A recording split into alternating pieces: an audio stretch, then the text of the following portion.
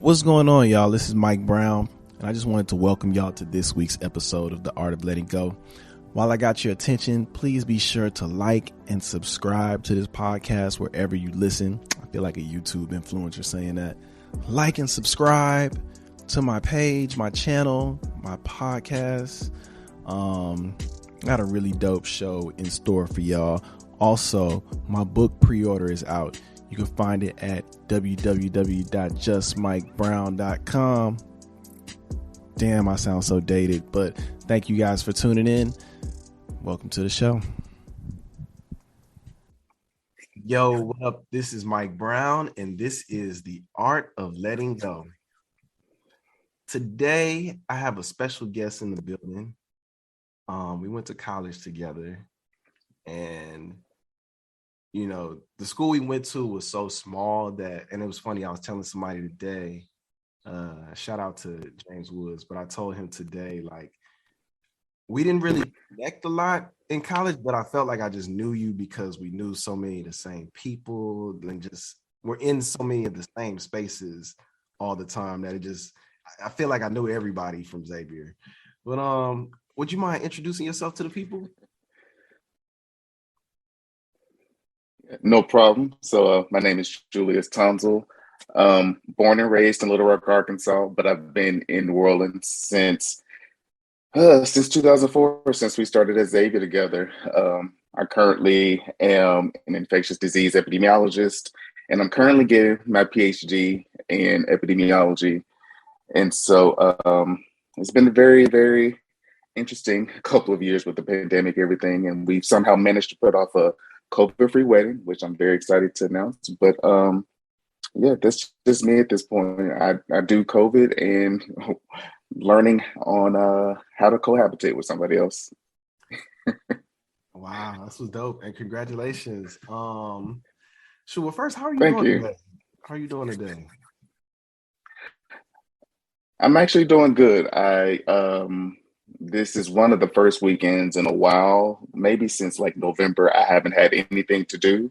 Like as far as like getting up and whether it be traveling or having to work or do school stuff. So I'm actually good. I had my coffee. I had some king cake this morning. So Ooh, it feels good. I feel blessed. that's what's up. And I kind of want to go back to what you were saying you were doing and also working on your PhD. What exactly is epidemiology for people that don't know? So it is the study of the distribution of diseases. So in short terms, I pretty much just tell people I'm a disease detective. So like prior to COVID, I focused primarily on vector-borne diseases, which are like diseases transmitted by insects. So like Zika, when that was a thing, I was the coordinator for Louisiana for that, and West Nile and Chagas, malaria, anything transmitted by an insect was my specialty up to that point. But now I really do focus on COVID outbreaks in non-congregate living settings, which are basically everything that's like not a nursing home or K through 12 school. But the short answer is disease detective. We try to figure out trends of transmission and try to make recommendations to stop transmission, but we kind of see how that has been interesting the past couple of months with some conflicting information from CDC and stuff. But in short terms, that's kind of what I do. Yeah, wow. How have you been taking care of yourself during this time? Like, just because I'm sure your job is very stressful. Yeah, I'm still really trying to figure out what taking care of myself looks like now. I think in 2020 I was able to handle everything pretty fine, but 2021, was a very, very difficult year for me, just because when we thought everything was getting better, it got much worse, and it started to pull time away from a lot of the personal things that I wanted to do. So I've learned to start prioritizing my needs. Which has been very, very helpful. So, I've been trying to get back in the gym more regularly and like get when I'm off of work, staying off of work, like not checking work emails, not even like checking school emails, just taking the time to unplug and just kind of focus on me. That's what's up. But I'm still trying to figure out what self-care looks like, but because I still don't 100% have the best idea. just because it is a mess out here. But I'm working on it. That's what's up. That's good to hear.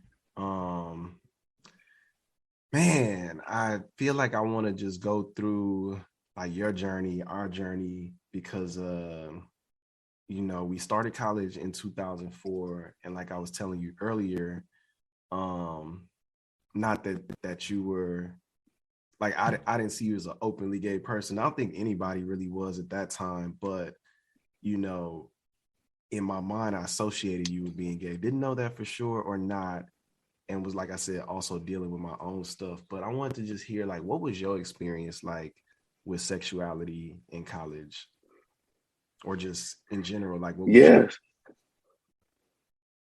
Yeah. So, like most people in the South, like I'm born and raised in Little Rock, Arkansas, was brought up and raised in a church. And so I think I've always, and we were very, very heavily involved, pastors like, oh, homosexuality is a sin type of thing. And so it was always something that I think I kind of knew and acknowledged, but I always tried to pray it away. And I think by the time I got to Xavier, I was not, it was easier for me to identify as just being kind of asexual than acknowledging that I was attracted to men at that point. And it was a little interesting for me because, on campus, my close group of friends were very, they could be perceived as being womanizers and things like that. And I always kind of felt like the odd one out because I didn't necessarily fit into that specific mold or persona of what, the people I surrounded myself with. But even during Xavier, I only had a couple of encounters during that point in time, but it was still very much something that I was still trying to pray away, and I really didn't think was who I was. Like if you would have told me in 2004 that I would be married to someone that was a man or that identifies as a man, and we've been together for 6 years, I would have told you that would have been the wildest thing.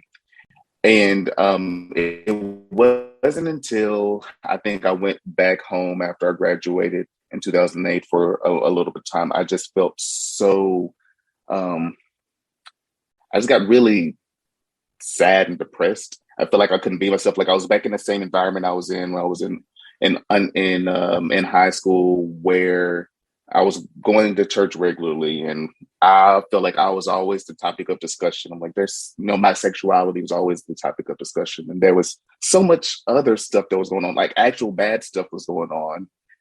And I think at one point I was like, I'm unhappy. I need to figure out what I need to do to make myself happy, and that ended up just me living in my truth. And so I ended up moving back to New Orleans, and which was the best decision that I think I ever made, because it allowed me that freedom to figure out who and what I was, and allowed me to do it, without, my family being there to kind of impose themselves on me. And it also allowed me to kind of figure out who I was without the friend group that kind of pushed me to stay to those heteronormative standards in undergrad. And I'm still very, very good friends with all of them now. They're my favorite people. So it's not a thing of me trying to dissociate myself from them, but it was me trying to find who I was without all these people that probably had preconceived notions of who I should be from past experiences. And so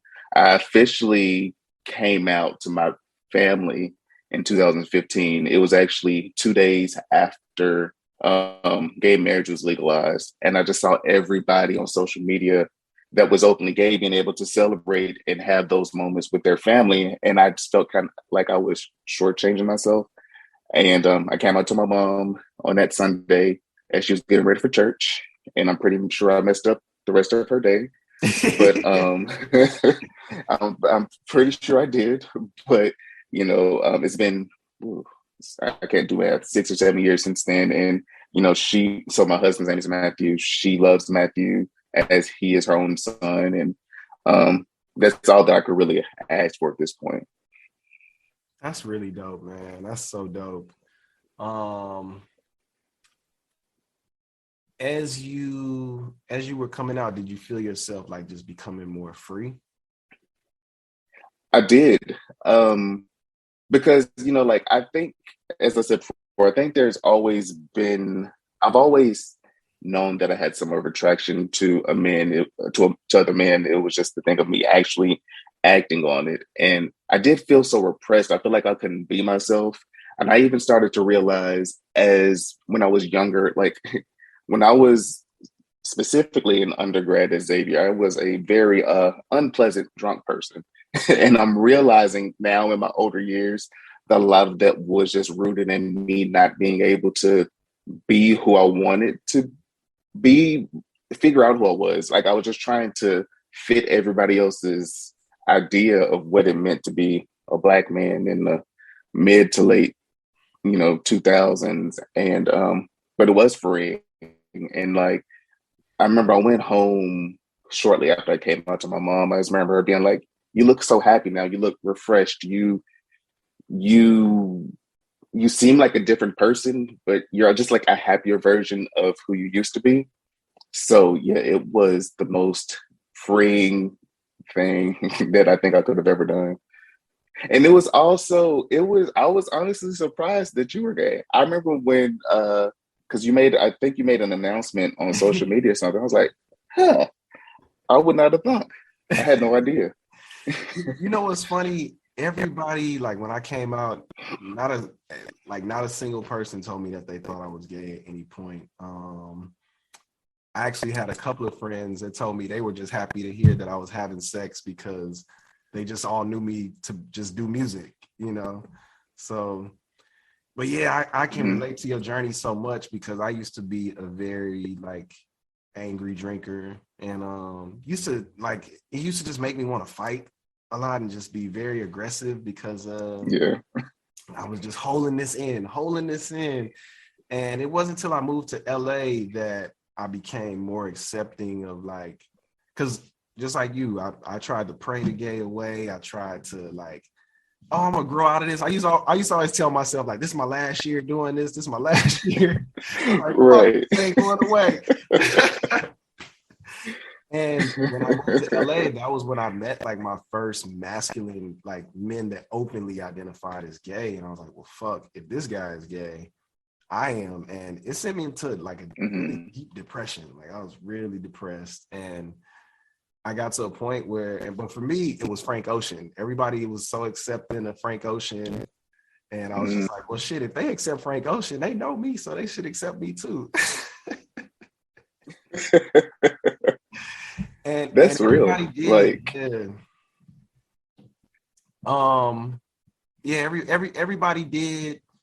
I would say my dad initially had the hardest time with it because obviously, like me, he just only had one idea of what a gay person was. And, now we've grown so close that, I mean, my dad knows about me being on prep and everything, like I had a prep appointment and my dad was like, oh, it's prep, this and this. And it was cool that he was familiar with it. And he was like, well, can I come with you? And he came with me. And like, that felt really good to be able to be that open at this level, and I think that took my growth as well.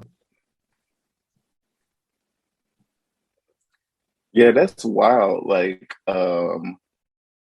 don't know. And I think specifically what you're saying about like I hadn't seen many.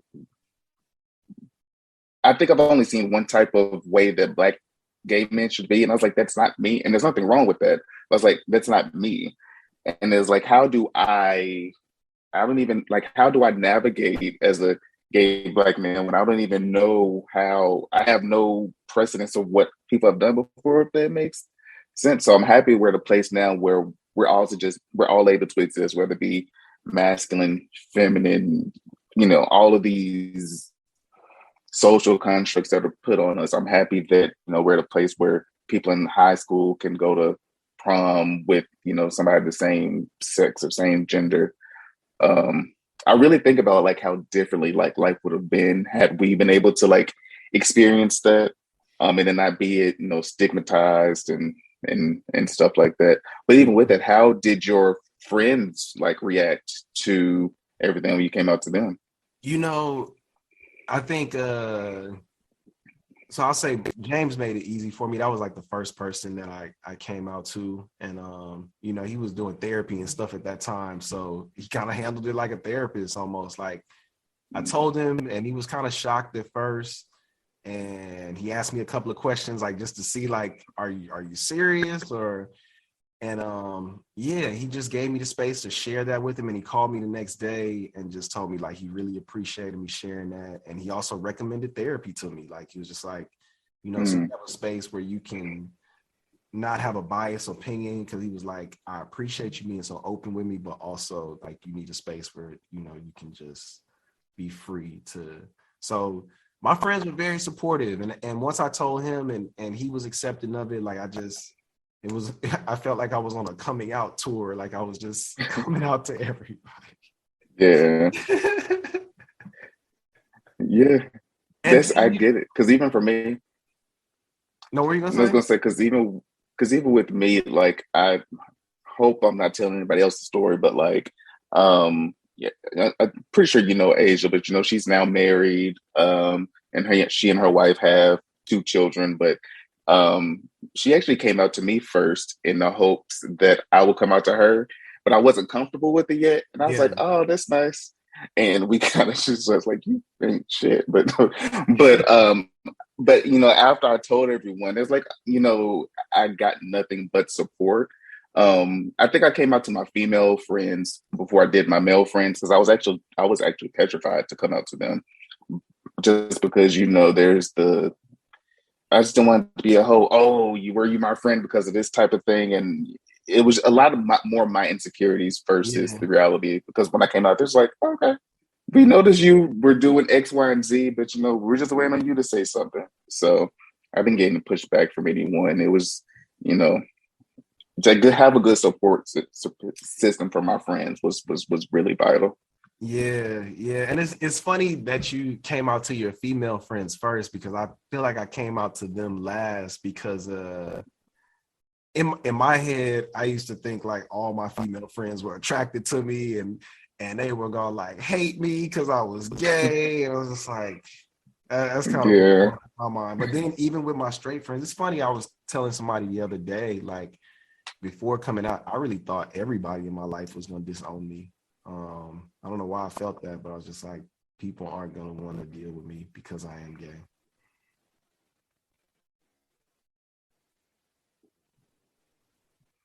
I think I had similar feelings too at some point, because, you know, again, I think it's just a lot more of insecurity than anything. But I just didn't want people to think that everything that we had experienced up until that point was a lie, and that I was a completely different person. And I will say, like, while I do think everyone was accepting in the beginning, I can tell that some people, in some of my interactions with people, I could tell like the energy was starting to shift to like, oh, this is my gay best friend. And it's like, no, I'm still the same person. Like, just Yeah, because I'm gay does not mean, just because I've come out to you does not mean that anything is different. Like, and of course there, you know, like I've started to experiment different with clothes, you know, wearing tighter fitting shirts maybe, or a shorter short and stuff like that. But like me at the core is the same person. yeah, And it's like, I didn't sit up and gossip with you before. I don't want to do it now. Those types of things. But again, it was all still love. yeah. Do you feel like you've changed people's perception of what a gay man is? I do. Like one of my really good friends, her dad is a pastor. And before like um, you know, we met or were introduced, I think, you know, he had maybe the same, he only saw one type of gay black men being portrayed in general. And so to actually meet me and get to know me, like he's told me that I've changed his perception of what it means to be a gay person, and being someone who felt so stifled by church growing up, specifically from, you know, pastors and stuff. It felt good to hear that. And it also feels good just to know that in some capacity, I'm giving someone else validity to be who they want to be. Like I remember once I went to Target. Well, Matthew and I, we went to Target and we were buying something. I don't know. And as we were checking out, I could tell. I assumed that the cashier was gay. But I just remember him being like enamored of it. He was asking us all these questions, and I'm like, it felt like we were giving him the the right to be who he wants to be, or and that may not be necessarily what it was, but that's how it felt. But yeah, I do think we've changed some people's perception. I mean, even my own family, you know, my immediate family, I still get some pushback from the outside family members, but I've gotten to a point of I surround myself with the people that I want to be around me. But you know, changing one person's mind was good enough for me, but I'm happy to be an inspiration to other people too. That's what's up. What does it mean to you to be a Black gay man today? It means a lot. I mean, it's turned me into a social justice warrior in a way that I never expected to be. Like, I think people, I'm typically quiet. If you don't really know me, I tend to be quiet. But as I get comfortable, the outspoken person comes out. And like over the past couple of years, I feel like I've been the person fighting for queer POC voices. Like, and I think it's needed. Like even within our community, like I have friends who've made, you know, comments about the trans community, and I'm like, you don't need to say that, or you need to think about how you are potentially, you know, spewing irresponsible rhetoric and stuff like that. So for me, I won't say it's necessarily something that I chose, but it just feels right for me to stand up for people who are being disenfranchised, if that makes sense. And I also think that's another reason why I'm always so stressed out, because I'm always trying to take on everybody's fight. And I can't take on everybody's fight, but I try to. But above all, I'm just happy that I am able to finally live my life as a Black gay man. Because I know for years I was like I just remember young. I remember I was in grad school when I was still trying to get everything figured out. I remember the guy that I was talking to at that point in time. I was like, you know, I still may end up with a woman. I may be unhappy, but you know, I want children, and I don't know how that is going to happen now. I don't know. I don't know what parenthood or familyhood looks like with a man, and so maybe it's worth me sacrificing my happiness to make this happen. But now realizing that I can make it happen, there are options. Whether it be, you know, adoption has always been an option, but you know, even surrogacy and things like that. That's dope, man.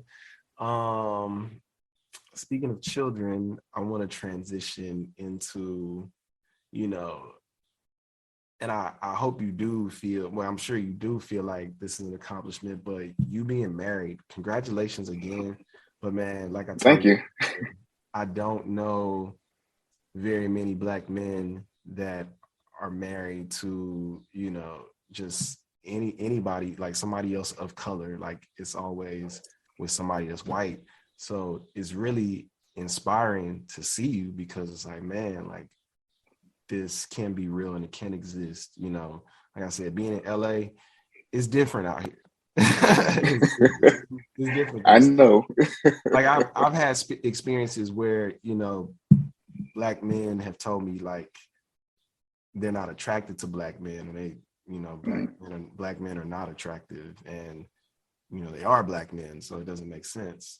But yeah, you know, it's a lot of self-hate out here, so it's cool to see. So I really commend you for that. Like it's really dope. Like it's really inspiring. Thank you. So I want to start with how did you meet your husband? How did you guys meet? Yeah. So and I've been in New Orleans for a while, and he lived in Atlanta at the time.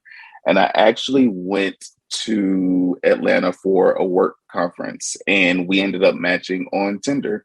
like the last night that I was there, we ended up matching on Tinder, and neither of us thought it was going to go anywhere. I was like, oh, he's only in Atlanta for the night. He leaves out tomorrow. We didn't even meet up in person while I was there. It was just very much we met on Tinder.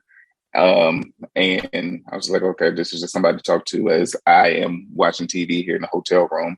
But when I ended up coming back to New Orleans, when I left the next day, we just stayed in contact, and we continued to stay in contact. And then, and so we met in November of 2015. And so I was like, well, you know, we've been talking every day. We've been FaceTiming. What's the harm in seeing, you know, if anything happens further? So I ended up taking a trip out to Atlanta for New Year's 2015, 2016. And the rest has been history. So we met on Tinder, did long distance for a year, all of 2016. We did long distance. And we were starting to realize that long distance was expensive. And at the same time, we were both kind of on the same page. Like I've in my adult years, I've attempted to date with intent. Like I don't date everyone thinking that I want to marry them, but I always date someone with the thought that I could marry them. And we're like, well, you know, it's only been a year, but we're both on the same page about where we want to go. So maybe it's worth us trying to see if one of us should move. And work was really good for me at the time. Like, again, this was the peak of Zika, the Zika outbreaks across the world and stuff. And so he moved here in 2017, and we've been living together for 5 years. 5 years now. That's a long time. That's what's up. And it's also interesting just because the whole race thing, because like when we matched on Tinder, I just assumed he was Black. You know, I live in New Orleans where we have, you know, Creole, and you know, Creole people really, really like it. I just assumed he was Black, but I ended up finding out later that night he's from South America. His family is Paraguayan, and so just to give his POC, his race, he's South American, but there is so much. I've also witnessed so much like self-hate and like amongst the Black community. Mm-hmm. And even just seeing like how other people react to it, like, because he's the first non-Black person I think I've ever talked to. And it's interesting because like I've had conversations with other people, and they're like, they think I only talk to like non-Black people, and I'm like, that's not okay. This one just so happened to work out. But yeah, sorry, I start to ramble. So no, it's all good. It's all good. Something I wanted to ask you that popped in my head was, what do you think are like the keys to a successful long distance relationship? Because it was something that I never saw myself being able to do, but I was always curious, like how do you make a long distance relationship work? For us, it was us being on the same page and being upfront about what we wanted. I think at any point, if either of us would not have been fully invested in the other, it wouldn't have worked. And I think the other part of it is just communication. Like when we first met, I was poor. Like I was fresh out of grad school, and like I had an entry-level job. I was making entry-level pay. And there were times I was like, I legitimately, like, I'm trying to like support myself here in New Orleans, and we were seeing each other once a month. We were alternating months to visit one another. And it got to a point I was like, I don't know how long I'm gonna be able to do this, or not, if I can afford this. But, you know, just being able to communicate with him, like what I was going through, made things a little bit easier. And just acknowledging that, that stuff is ever changing, stuff is ever evolving. I just really think that communication was and still is the biggest part of it. Like there are points and times over the 6 years we've been together when my friends have been like, oh, you tell him too much, or you're disclosing too much. I'm like, I'd rather tell him a lot more now than have to deal with on the back end. like one of my biggest concerns about him moving here was that, he didn't really have a support system of friends here that I did, but he would be moving into my life. But like I have set 18 years of history, people that I've dated and stuff here. And, New Orleans is small, and I've always been upfront and being like, oh, we go out like, oh, this is someone I've talked to at one point in time. So just throw that out there. And my friends are like, you're doing too much. But I'm like, in the long run, it's worked in my favor, I think. So it's funny you say that because I do the same thing. So I just recently got in a relationship, and I mean, okay. I've in my journey at those points in times, those relationships have always felt serious, but like this one right now, yes, because I'm more mature and very self-aware, it feels like, oh, this is the real deal. But I find myself in those situations too, where it's like people I'm now friends with that I may have been intimate with or had a relationship or something. Like I feel that I just want to say it just to free myself of like feeling weird about this connection, Mm-hmm. Yeah, I just feel like it's the easiest thing. It's the easiest thing to do. And like, I don't know how small like the dating pool is in LA, but it for me, it's been a release. It takes the pressure of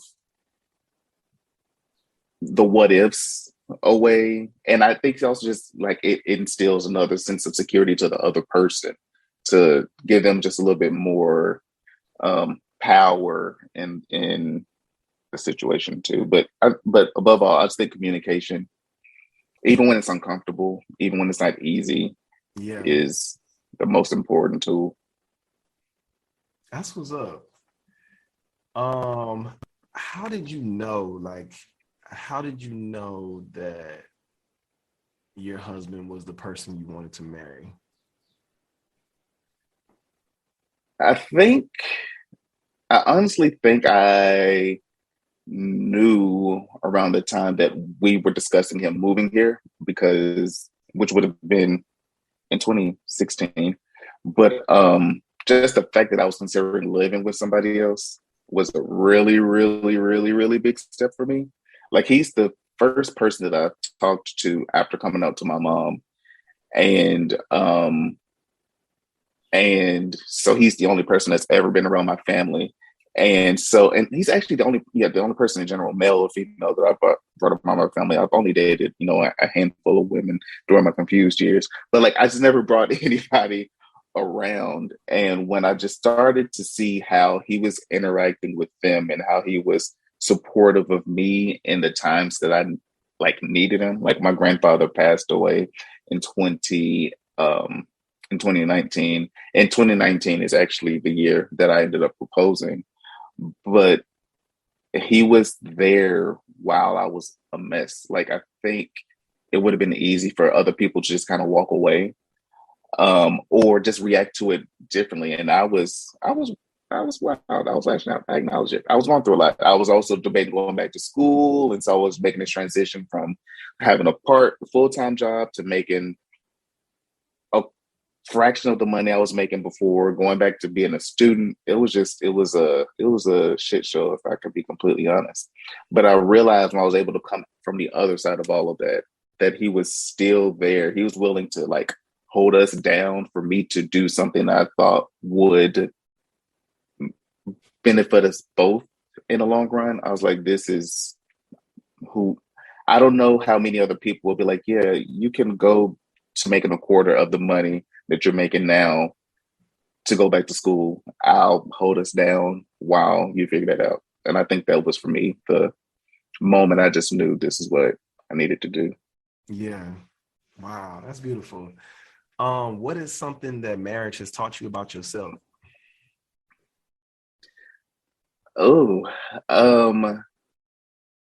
That I need to learn to better prioritize things within my life. Like I'm a very driven person, and I get tunnel vision. So like when it went back to me going back to school, it was like all I'm focused on is finishing this degree. And then like when I started getting promoted at work, it was like, oh, I need to focus on making sure I'm doing all this stuff right, even sometimes to the detriment of the people around me. And it's the first time like he's seen me in school mode. I remember when I was starting back at school, my mom told him, she was like, so Julius is a different person when he's in school. Like he has tunnel vision. He only cares about one thing. And it took me a while to realize that that's not right and it's not fair. I still have to be a present husband. I still have to be able to, as I was saying before, like I had to learn to be like, okay, I have to not do work. I have to not do school. But just really taught me I have to better prioritize. Like this job and school may not be here in the long run, but I want him to be here to the end of my life. So I have to nurture him and nurture that relationship more than some of these outside things that may be important, but don't take priority over us. I appreciate you sharing that so much because, I feel like that about myself, especially when it comes to like creating and art. Like I'm very driven and I just get focused on it. And I get so stuck on what I want to do and accomplishing that like nothing comes over that. So it's dope to hear you finding balance in that. I'm still looking for it. I haven't mastered it yet, but I'm still working on it. And that's the thing. I think that's the beautiful thing. Like it's probably something we always gonna work on. It's probably always gonna evolve and look different, So it's cool to see you doing the work. And I also think therapy, I've had the most difficult time with therapy he's been the biggest advocate for me to get to start therapy. He's had his therapist for a while, and I've gone through 3 at this point, and I have disliked them all for different reasons. But I do think therapy has helped me kind of identify, even though the sessions themselves were not that successful, that there are things that are ultimately good about myself. I still need too much of a good thing can be bad. That is the one thing I've been able to take away from therapy. And I'm very much an advocate for it. I'm looking for my 4th one. I need to figure that out, but I really do push therapy on everybody if possible. That's what's up. Yeah, me too. I'm not in therapy right now, but I did it for about 8-9 years. And I just wanted to take a break and just see what my life is like, to experience life with the tools that I built up. Because I felt myself starting to kind of use it, like almost mentally telling myself that I'm doing good because of this, as opposed to feeling like I'm doing good because I'm doing the work, Yeah. So that's real. That's really dope. What is one piece of advice that you could give people about marriage? I think I've said it before, and I think it's just communicate. Like I said, we've been married since we got married in October of last year, but we've been together since December 31st, 2015, technically. But communication has been, I think, our biggest contributor to our success.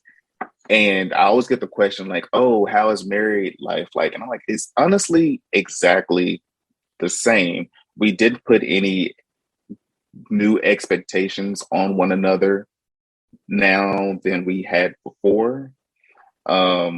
We have honestly been operating as a married couple for so long. And sometimes like I catch myself because I'm like, oh, like I'm still adjusting to being married, but I'm like, and honestly, it's not different. We're still operating the same. We still support each other the same way that we did before, but just learning to communicate and be vulnerable. And that was probably what was difficult for me initially, was being vulnerable to allow myself to be completely vulnerable to him.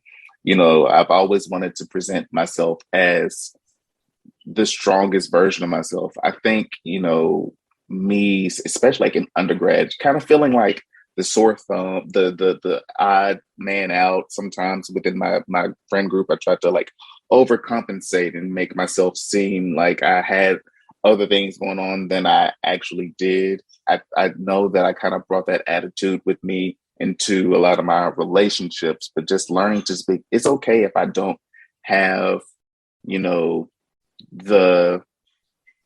not good at this. I don't know how to do this. I'm incapable of doing that. It was hard for me to do initially, But what's the point of being in a relationship if you can't lean on the other person, or at least expect them to carry some of their weight with you, if that makes sense.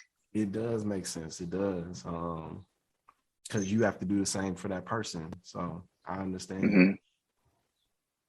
Yeah, like I say, it's not always easy. It's relationships. Like you have to, any relationship, romantic or platonic, you have to be, people change or evolve. Like we're two completely different people than when we met 6-7 years ago. And to kind of expect people to be static and never change is kind of selfish. But just like, again, learning to talk and work through those uneasy moments is what's going to make a successful relationship. Like one thing that I pride us on is that we don't argue. Like I refused, like I've seen enough of that growing up, but with my family and stuff. And I was like, that's something that I never want to do. We get pissed at each other. Yeah. We sometimes don't want to talk. And I think it's good we've learned each other's love languages. And so we know, okay, we need to step away, let this person cool off or whatnot. But yeah, it's just a lot of just acknowledging the other person's feelings and not placing the blame. Like one thing that I started doing early in our relationship is start being like, this is what you did, versus being like, this is how I felt when you did this. Because, placing the blame or it's all about perception. Sometimes I'm even aware that you're doing things. Like I'm aware I can be difficult sometimes. And it's not necessarily my intention, but it's important for me it's important that he let me know when I'm doing those things so I can correct those subtle behaviors and things like that. So communication. That's what's up. I got a few more questions. What is one piece of advice that you would give to your younger self?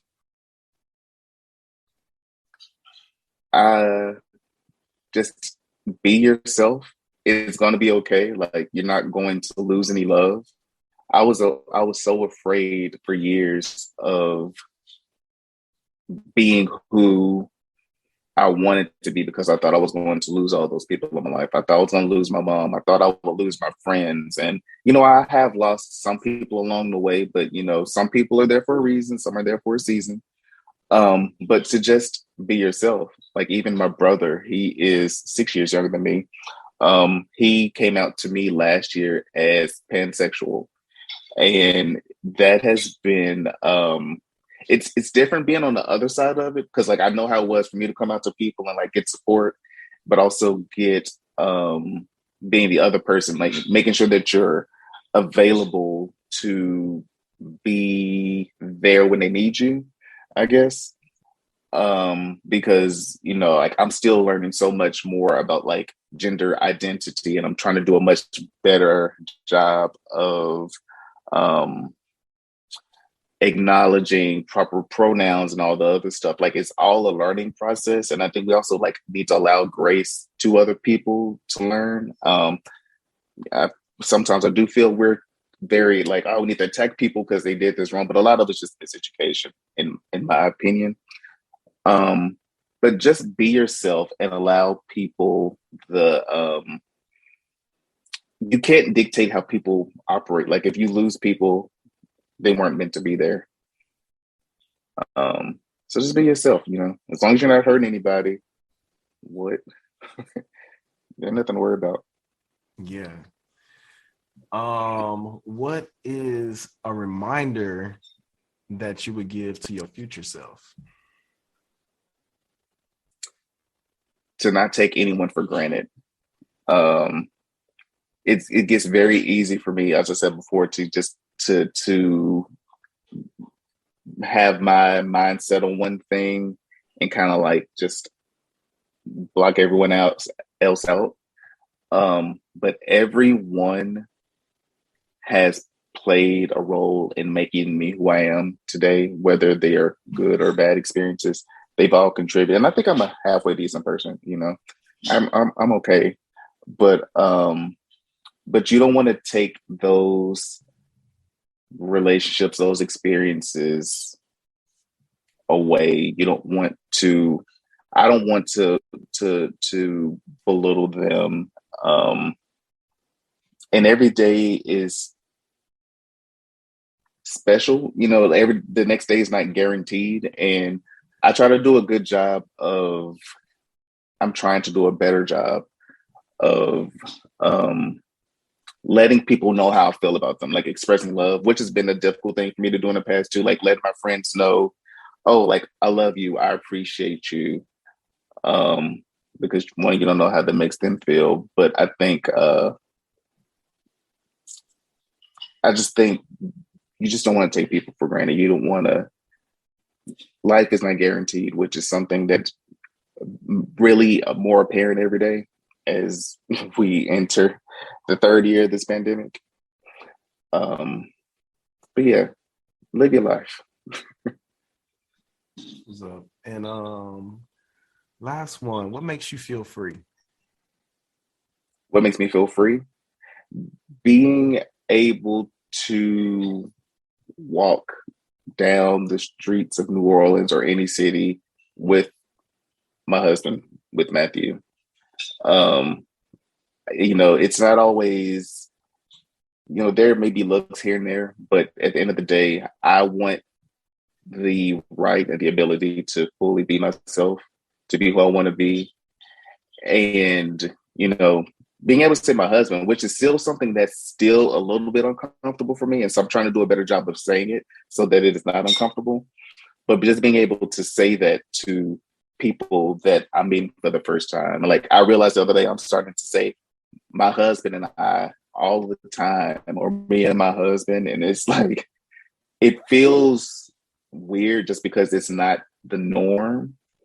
But I wanted to become the norm for, people to reference their same sex spouse as husband or wife, and it not be a thing and not be an eyebrow raised. So just being able to do those things is great. And then also, like, I'm the last Tonzel. Well, I was the last Tonzel. My mom, she married years.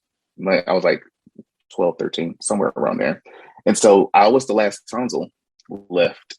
And so, like, there's now two. He decided to take my last name. And so being able to, like, start a whole new breed of Tonzels, hopefully in the next couple of years, is something that I'm looking forward to do. I want to be done by 40 because I don't want to be an old dad.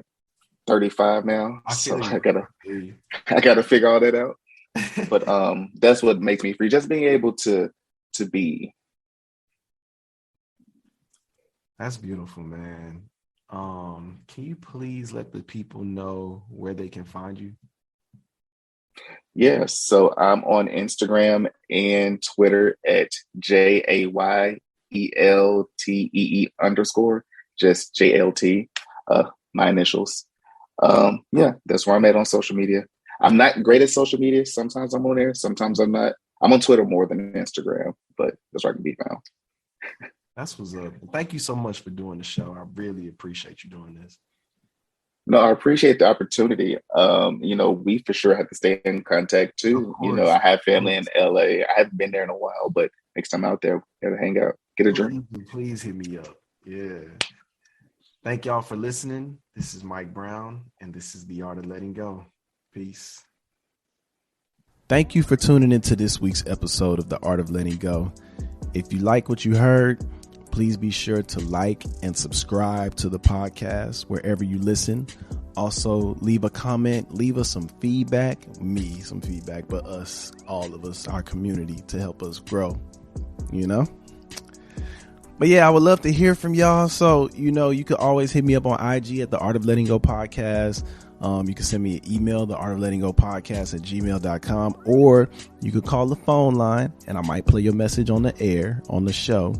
The number is 213-394-2773. Hope to hear from y'all, and thank y'all for being here. It's The Art of Letting Go.